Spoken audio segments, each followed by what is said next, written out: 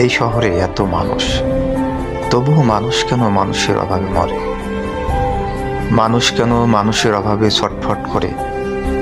মানুষ কেন নির্দিষ্ট একটা মানুষের জন্য জীবন বিসর্জন দেয়? কেনই বা তার জন্য কেঁদে কেঁদে চোখ ভাসায় অমৃত পর্যন্ত? আসলে মানুষের যখন কোনো নির্দিষ্ট মানুষের প্রতি মায়া হয়, তখন ওই মানুষ ছাড়া আস্ত একটা পৃথিবী জনশূন্য মনে হয়। নির্দিষ্ট মানুষ ছাড়া একটা দিনও একটা বছর মনে হয়।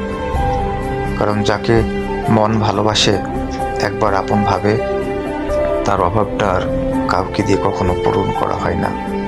তার জায়গাটা ঠিক তার মতো করে খালি পড়ে থাকে। হাজার মুখ, হাজার হাসি থেকেও সে একটা মুখ না থাকলে সবই ফাঁকা ফাঁকা লাগে।